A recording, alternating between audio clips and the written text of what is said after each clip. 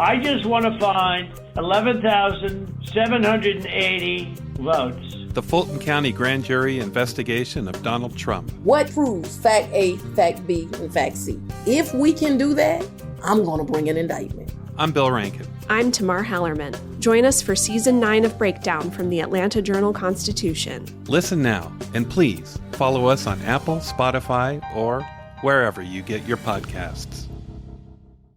Hey everyone, we are changing it up a bit this week. We know that New Year's is fast approaching. That means resolutions. We've asked you to share your resolutions for the city, but we've got a few of our own, and they are reflected in the episodes that we've picked this week about what we want to carry into 2023. Enjoy! Today on CityCast DC, one resolution we have this year is holding those in power to account. We are, after all, local journalism. But we rely on listeners like you to help us find the institutions that ought to get held to account. If you have a story in mind, leave us a voicemail about it, please, at 202-642-2654. There's one episode this year that fit into that category, was my chat with the Washington Business Journal's Hannah Denham last summer. This was about her investigation into the now defunct International Education Center called the Whittle School. It's the type of accountability journalism we want to bring you even more of in the new year.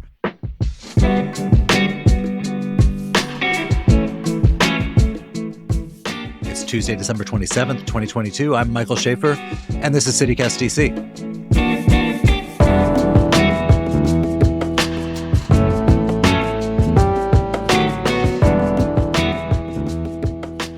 So the people who enrolled their kids at the Whittle School on Connecticut Avenue, this school is half in China, half in the United States. Your child will be able to spend a semester in China. And then all of a sudden, about halfway through the summer, they learn they don't got a place to go to school next year. Will you explain what's happening with these folks? So for the parents and students who are still there at the end of the school year, which I understand was around 130 students, they're of course stressed and frustrated. This past school year in particular has been marked by a lot of financial issues. And so I think parents knew of the uncertainty, but we're still holding on to hope, at least for those who had still, planned to enroll their students in the upcoming academic year. But for the first week or two after the closure, I think folks were just really scrambling to find new schools for their students. There are some waiting lists at local private schools, but the admissions process for a lot of them, it's a bit late. So folks have been scrambling there, as well as to get their transcripts for students from the school, because with shutting it down, that means they also shut down the admissions office. So they had a hard time getting transcripts for at least 2 weeks. So, I think I would say that the feeling now is hectic and chaotic and frustrated. So let's back up. I remember being in Mazza Gallery a few years ago, and they had a storefront taken out, which was like the most gorgeous storefront you've ever seen. And they had these brochures that were like on the heaviest paper stock I've ever seen. And it was supposed to be like 1,000 students. It's world-class campus of a global educational experiment. Can you just sort of walk us through this? What was it supposed to be? What did it promise? And then what happened? I think Chris Whittle's vision, his plan was to start a global network of independent, private, for-profit schools. And the goal was a focus on an international education, but also independent education, meaning that teachers were designing their own curriculum and students were learning through project-based experiential learning. There was a plan for 30 schools enrolling between 1,000 and 2,000 students to be set up across the world in the next 10 years or so. And so I think 3 years after the first two campuses has opened, it's clear that has not come to fruition. But from the beginning, it was ambitious.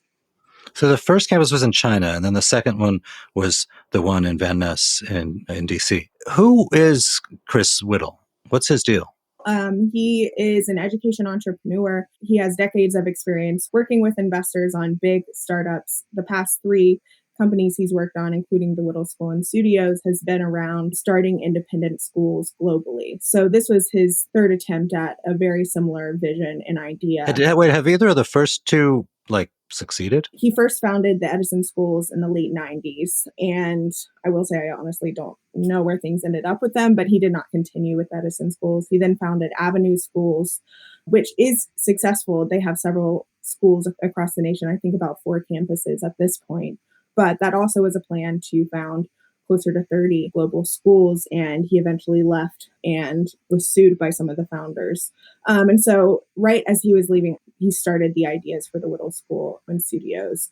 Before that, he founded Whittle Communications. He bought Esquire magazine and worked on drumming that up as well. So he has decades of experience in the private sector in education and communications. So your reporting, I mean, it chronicles someone who looks like something less than a brilliant captain of industry. I mean, you've got stories about teachers having to put stuff on their own credit cards, about payroll not getting met, about money abruptly disappearing, people feeling stiffed. What led to the downfall? What happened? From Chris Whittle's perspective, he blames it entirely on the pandemic and just on the startup life. That's been his mantra for more than 2 years now, since the start of the pandemic, when funding didn't come through, when mergers didn't happen, when teachers were late getting paid or weren't paid, and then up to when the school closed. His reasoning was the pandemic. But what I found in my reporting is that the timeline predates COVID. Something went wrong with the financing and the school couldn't sustain itself. What I know is where it wasn't spent. It wasn't spent on paying teachers on time, on school supplies, on the vendors or contractors who worked on the school and have sued the school for millions on millions of alleged unpaid work. It wasn't spent on rent, according to the landlord. But what I don't know yet is where it went instead. I do know that teachers and staff were hired at really high salaries. And so that's some of where the funding has gone. But it's just been sort of evident in the past year that the funding has run out. I gotcha. So there was a lot of conspiracy kind of talk at the beginning of this is the Chinese government is going to have a lot of influence here and so on. That was a sort of international relations factor at all part of this precipitous decline?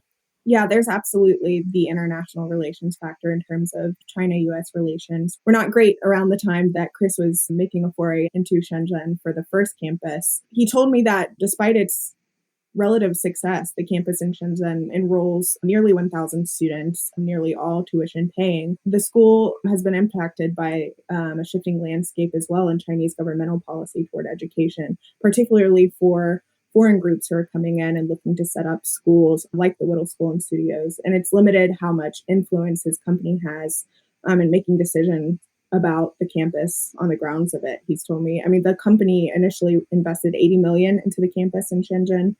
And the Chinese government decided to keep that in exchange for the Whittle School being able to even collect tuition from students who are enrolled. But of course, there's no doubt COVID took a big hit. Like you mentioned, the financial model of boarding students, in-person extracurricular activities that were supposed to happen, all of that was paused. Investors also were not as willing to spend money during a really uncertain time. So there are definitely a lot of external factors that did contribute to the situation now. And at the beginning, they were touting, big hires that they swiped away from more prestigious schools and paying administrators really well by private school standards. So the idea was we're new, but we're in this for the long term. Yeah, definitely. Yeah, teachers were hired away from Sidwell Friends, from Moray School and others. Also, teachers had previously been working in China, in Lithuania, in the Netherlands, and moved their lives to the United States and had been immersed in international education. The average salary for teachers was about $90,000, and for administrators, it could reach up to $200,000 and more, from what former folks who worked there told me. So, absolutely, the salaries were high. So you write about how it was built for 1,000 kids, but it never got to that number. And in fact, it's been going down every year. Yeah. So it opened, the DC campus opened in the fall of 2019. They enrolled around 180 students. The next year, it was closer to 160. And then this past year, it was fewer than 130 is the number that I got from the school's leadership. So clearly what's happening is no surprise to the parents. They see the direction things are going. Yes, absolutely. I've talked with a lot of former Whittle School parents who pulled their kids sometimes in the middle of the school year over the past 3 years because they were either not happy with the level of education that their children were receiving, or they were tired of the uncertainty around the financing and they wanted their children to be in more well-established schools without threat of financing falling through month to month.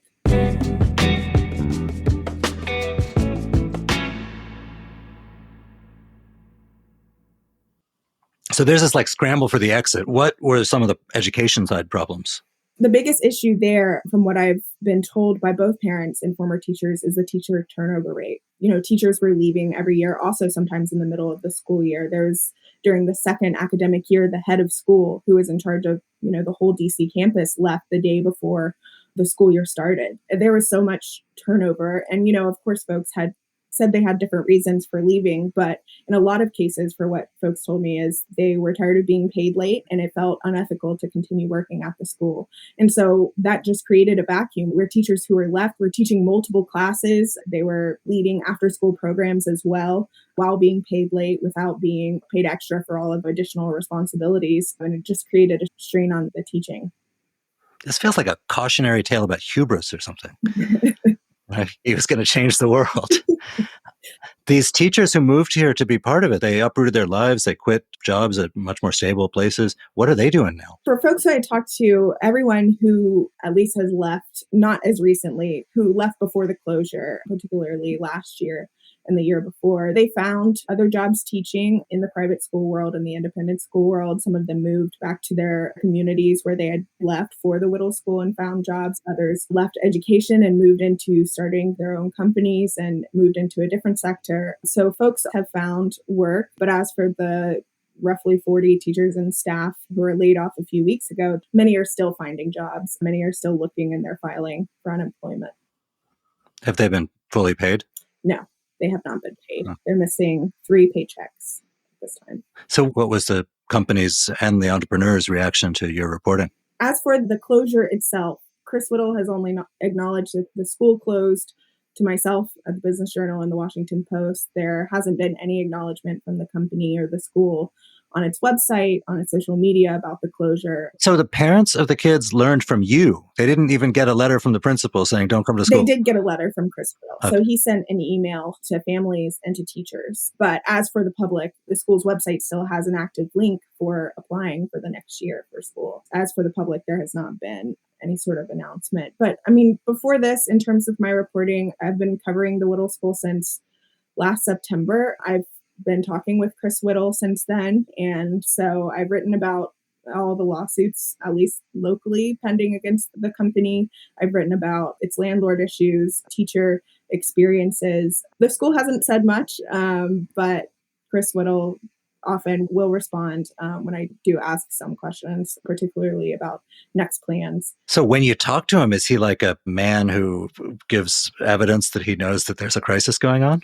He does not. His messaging was always, money is coming. We are securing a bridge financing as we speak. But he did not share any proof of that or evidence of that. And he said that he was not at liberty to. But that is something that teachers and staff told me. They were always hearing from him as well, that money was on the way, and that once the money came, he would pay back all the contractors and vendors who had sued. He would pay back the teachers, the families who had invested money in the school to keep it running. But as for right now, we have not seen that money yet. So you said there's a bunch of lawsuits out there. What are some of them? One big one is a lawsuit by the landlords of the 4000 Connecticut Avenue building. These are 2 New York real estate companies who own the building itself. They've sued the Whittle School in June to evict them. Other lawsuits have been from contractors and vendors who did either construction work on the school as well as the other planned campuses, or provided social media services, furniture, and food services to the schools. I've totaled close to 20 contractors and vendors have sued the school, alleging that they are owed money. Is there any chance they're going to get paid? So in a couple of the cases, the judges have awarded the judgment to the contractors and vendors. And in some of those documents, Wells Fargo bank accounts linked to the Whittle School and studios are garnished, but in some cases there's no money, as in it lists $0, or there's just a couple thousand that is garnished, but that's obviously not the full total of what is allegedly owed. So in some cases, I think the contractors are still waiting, which is kind of the issue with teachers deciding what to do now about the paychecks they're owed, is because they're so far down the line in terms of the lawsuits asking for their owed money that they're worried that it might not be worth it. That building, for folks who maybe can't picture it, it's right by the Van Ness Metro. It's all mirrored. It looks a little bit like a space station. What's going to happen to it? Do we know? We don't know yet. The landlord has been harder to reach recently because of the lawsuit, but in May, he told me that he was considering bringing in other tenants, including education groups, businesses, but I don't know the status of those talks yet. And then globally, is this Whittle School brand shot, or are they going to have 29 other schools, like they said? That would require definitely a lot more financing. And a big question is, after the DC school closure, will investors still be willing to front the money for that? And so the only other Whittle School campus that's active right now is the one in Shenzhen. It's unclear if this closure will impact operations there. There's also a new campus in Suzhou that was supposed to open this fall. Chris hasn't answered me about what will happen there. And then there's an abandoned campus in Brooklyn that fell through. So it's unclear what his plans are next, what will happen to the other campuses. But it would be interesting to see all of this follow through and for him to gain the financing after a big hit like this. But you're not personally rushing to deposit your Washington Business Journal paycheck into his account in the name of investment. I would not do so anyway. I guess that's against the rules. Yes. Hannah, thank you so much for being here. You have really kind of nailed this story and done so in a really big, ambitious way. So thank you. Thank you so much for having me. I really appreciate it. Pleasure. So, like we mentioned, this episode originally aired in August, and there have been a few updates since then. Hannah tells us that the former staff are still waiting on paychecks. They've been paid back by the Whittle School for some, but not all of their missing money. Also, in October, a D.C. judge ruled in favor of the landlord, which is 4000 Connecticut Avenue Northwest. They had sued to evict the Whittle School from the campus building for not paying $35 million in rent and real estate taxes going back to April 2020.